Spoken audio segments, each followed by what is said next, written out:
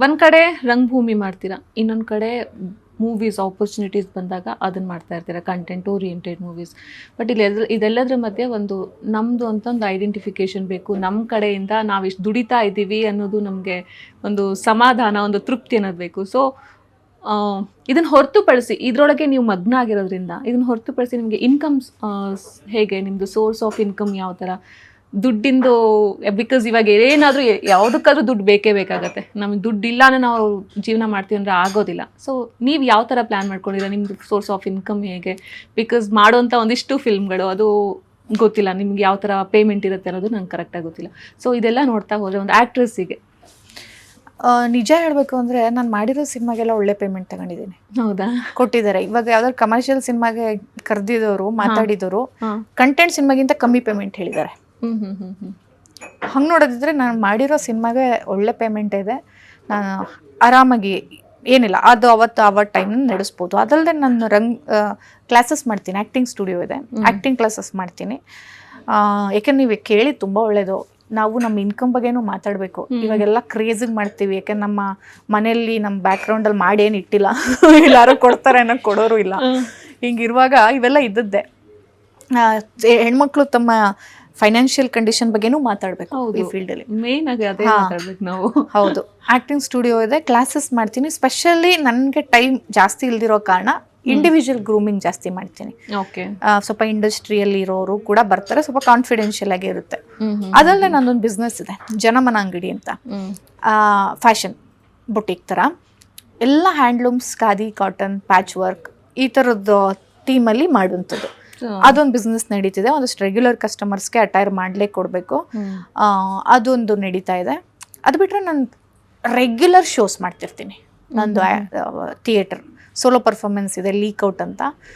105 shows ಆಗಿದೆ. ಈಗ ಇನ್ನೊಂದು ಕಿಚನ್ ಮೊನೋಲಾಗ್ಸ್ ಅಂತ ಹೊಸ ಶುರು ಮಾಡಿದ್ದೀನಿ. ರೆಗ್ಯುಲರ್ ಶೋಸ್ ಮಾಡ್ತಿರ್ತೀನಿ. ಶೋಸ್ಗೂ ನಾನು ಪೇಮೆಂಟ್ ತಗೊಳ್ತೀನಿ. ಲಕ್ಷ ಅಲ್ಲ ಅಂದ್ರೂ ಅವ್ರಿಗೂ ಕೊಡೋರ್ಗು, ನಮ್ಮಲ್ಲಿ ನಾನು ರೂರಲ್ನ ಟಚ್ ಮಾಡಬೇಕು ಅಂದ್ಕೊಂಡಿರೋದ್ರಿಂದ ಅವ್ರಿಗೂ ಕೊಡೋಕ್ಕಾಗಬೇಕು, ನನಗೂ ಅದರಿಂದ ಏನೋ ನಡಿಬೇಕು ಅನ್ನೋ ಥರ ಹೋಗ್ತಿದ್ದೀನಿ. ಆಮೇಲೆ ನಮ್ಮ ಲೈಫ್ ಸ್ಟೈಲ್ ಹೆಂಗಿರುತ್ತೆ ಹಂಗೆ ದುಡ್ಡು ಖರ್ಚು ಮಾಡ್ತೀವಿ. ನನ್ನ ಲೈಫ್ ಸ್ಟೈಲ್ನ ತುಂಬ ಸಿಂಪಲ್ ಆಗಿ ಇಟ್ಕೊಂಡಿದ್ದೀನಿ. ಎಷ್ಟೇ ಹಣ ಬಂದರೂ ನಾನು ಹೆಂಗೆ ಬ್ಯಾಲೆನ್ಸ್ ಮಾಡಬೇಕು, ಹೆಂಗೆ ಸೇವಿಂಗ್ಸ್ ಮಾಡಬೇಕು, ಅದರದೆಲ್ಲ ನಾನು ಡಿಸಿಪ್ಲಿನಾಗಿ ಮಾಡ್ತಾ ಇರೋದ್ರಿಂದ. ಈವನ್ ನನ್ನ ಹಸ್ಬೆಂಡ್ ಇವಾಗ ರಂಗಾಯಣ ಶಿವಮೊಗ್ಗ ಡೈರೆಕ್ಟರ್ ಆಗಿದ್ದಾರೆ, ಅವರು ಥಿಯೇಟ್ರ್ ಪ್ರಾಕ್ಟೀಷನರ್ ಆಗಿರೋದ್ರಿಂದ ಹಿಂಗೊಂದು ನಡೀತಾ ಹೋಗ್ತಿದೆ. ಓಕೆ, ಸೊ ನಿಮಗೆ ಫಿಲ್ಮಲ್ಲಿ ಕೆಲಸ ಮಾಡಲಿಲ್ಲ ಅಂದ್ರೂ ನಿಮ್ದು ಈ ಕಡೆ ಬೇರೆ ನಿಮಗೆ ಬರ್ತಾ ಇರುತ್ತೆ. ಹಂಗೆ ಮಾಡ್ಕೊಂಬಿಟ್ವಿ ನಾವು ನಂಬ್ಕೊಂಡು ಇರೋಕ್ಕಾಗಲ್ಲ, ಯಾರು ಇರೋಕ್ಕಾಗಲ್ಲ.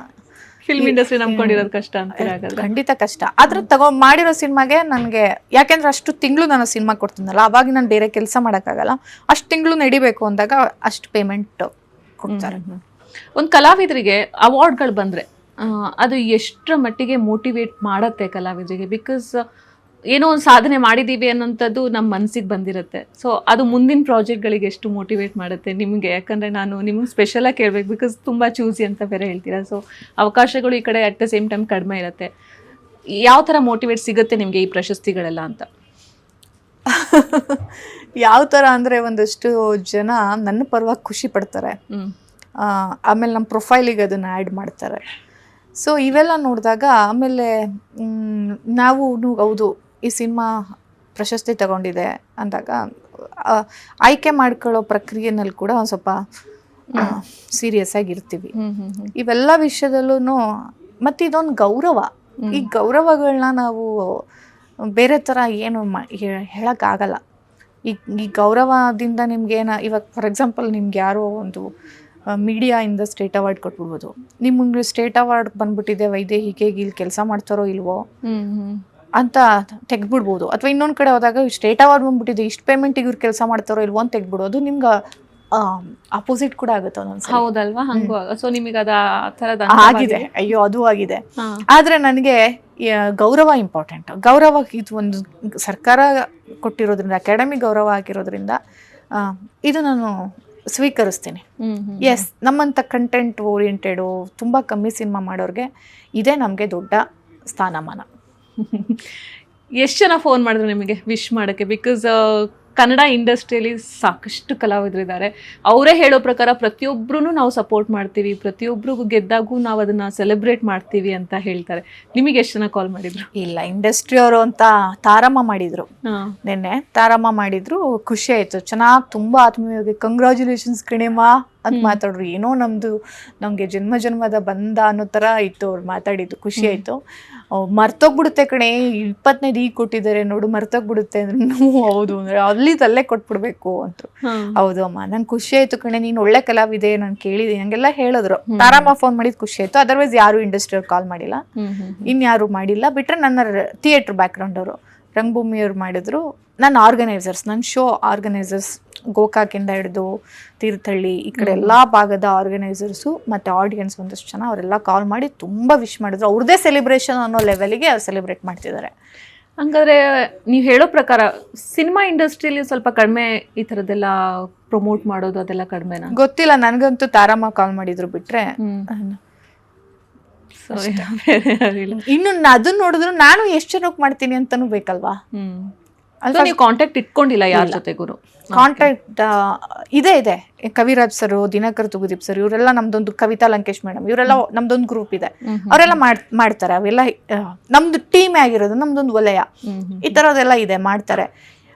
ಬಟ್ ಬೇರೆಯವ್ರ ಪೈಕಿ ಇವಾಗ ತಾರಮ್ಮನ್ ಪರಿಚಯನೇ ಇರಲಿಲ್ಲ. ಅಟ್ಲೀಸ್ಟ್ ಅವ್ರಿಗೆ ಒಂದು ಅವಾರ್ಡ್ ಬಂದಿದೆ, ಪಾಪ ಈ ಹುಡುಗಿಗೆ ಒಂದು ಕಾಲ್ ಮಾಡಬೇಕು, ನಾನು ವಿಶ್ ಮಾಡಬೇಕು ಅಂತ ಅನ್ಸುತ್ತಲ್ಲ, ಹಂಗ ಮಾಡಿರೋದು ಕಮ್ಮಿ.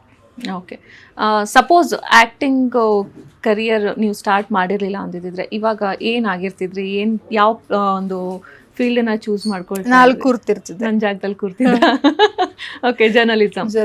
ಹಾಂ, ಸೊ ಅದ್ರದ್ದು ಹೆಂಗಿರ್ತಾ ಇತ್ತು ಲೈಫ್ ಅವಾಗ ನಿಮ್ಮದು? ಗೊತ್ತಿಲ್ಲ. ಒಳ್ಳೆ ರೆಬೆಲ್ ಜರ್ನಲಿಸ್ಟ್ ಆಗಿರ್ತಿದ್ದೆ, ಅದಂತೂ ಸತ್ಯ. ಯಾರನ್ನೂ ಹೆದರಕ್ಕಳ್ದೆ. ಹಾಂ. ಸೊ ಅಲ್ಲಿ ಒಂದು ರೆಬೆಲ್ ಜರ್ನಲಿಸ್ಟ್ ಆಗಿ ಯಾರನ್ನೂ ಹೆದರಕ್ಕಳ್ದೆ ಕೆಲಸ ಮಾಡ್ತಿದ್ದೆ. ಅಷ್ಟೇ ಬೇಗ ಹೊಟ್ಟೋಗ್ಬಿಡ್ತಿದ್ದೆ, ತೆಗ್ದಾಕ್ಬಿಡ್ತಿದ್ರು. ನಂಗೆ ಗೊತ್ತಿಲ್ಲ, ನಂಗೆ ಜರ್ನಲಿಸ್ಟ್ ಆಗ್ಬೇಕು ಅನ್ನೋ ತುಂಬಾ ಆಸೆ ಇತ್ತು. ಇಲ್ಲ ಲಾ ಮಾಡ್ಬೇಕು ಅಂತ. ಲಾ ನಾನು ಈಗ್ಲೂ ಮಾಡೋ ಯೋಚನೆಯಲ್ಲಿದ್ದೀನಿ. ನಾನು ಜರ್ನಲಿಸಮ್ BA ಜರ್ನಲಿಸಮೇ ಮಾಡಿದ್ದು. ಜರ್ನಲಿಸ್ಟ್ ಆಗ್ತಿದೆ. ಅದಾದ್ಮೇಲೆ ಹೆಂಗಿಲ್ಲ ಫಿಲ್ಮಿಗೆ ಬಂದಿದ್ದಾಯ್ತು ನಿಮ್ಗೆ ಅಂತ? ಅದೇ ಡಿಗ್ರಿ ಜರ್ನಲಿಸಮ್ ಮಾಡುವಾಗ ಪಾರ್ಟ್ ಟೈಮ್ ಜಾಬ್ ಮಾಡ್ತಿದ್ದು. ನೀನಾಸತ್ತು ರಂಗಾಯಣ ಮೈಸೂರಲ್ಲಿ ಕೂಡ ನನ್ನ ಹೋಗ್ತಾ ಇದ್ದೆ, ಪಾರ್ಟಿಸಿಪೇಟ್ ಮಾಡ್ತಾ ಇದ್ದೆ. ಖುಷಿ ಆಗ್ತಿತ್ತು ರಂಗಾಯಣಕ್ಕೆ ಹೋಗೋದು, ಕ್ಯಾಂಪಸ್ ಖುಷಿಯಲ್ಲಿ ಕಲಿಯೋದು ಖುಷಿ, ಆ್ಯಕ್ಟ್ ಮಾಡೋದು ಖುಷಿ, ಇದೆಲ್ಲ ಖುಷಿಗಳ ಮಧ್ಯೆ ಡಿಗ್ರಿ ಆದಮೇಲೆ ಏನು ಅನ್ನೋ ಯೋಚನೆಗೆ ನೀನಾಸಮ್ಗೆ ಹೋಗು, ಅಲ್ಲೆಲ್ಲ ದುಡ್ಡಿಲ್ಲ, ಸೆಲೆಕ್ಟ್ ಆದ್ರೆ ಅವರೇ ದುಡ್ಡು ಕೊಡ್ತಾರೆ ಅನ್ನೋದೆಲ್ಲ ಹೇಳಿದ್ರು. ನನ್ಗೆ ಅದೇ ಬೇಕಾಗಿದ್ದು, ನೆಕ್ಸ್ಟ್ ಓದ್ಸೋರಂತೂ ಇಲ್ಲ. ಮನೆಯಿಂದ ಹೋಗ್ಬೇಕಾಗಿತ್ತು. ನೀನಾಸಮ್ಗೆ ಅಪ್ಲೈ ಮಾಡಿದೆ, ನೀನಾಸಮ್ ಸೆಲೆಕ್ಷನ್ ಆಯಿತು. ಅಲ್ಲಿಂದ ನನ್ನ ರಂಗಭೂಮಿಯನ್ನು ಸೀರಿಯಸ್ ಆಗಿ ತಗೊಂಡಿದ್ದು.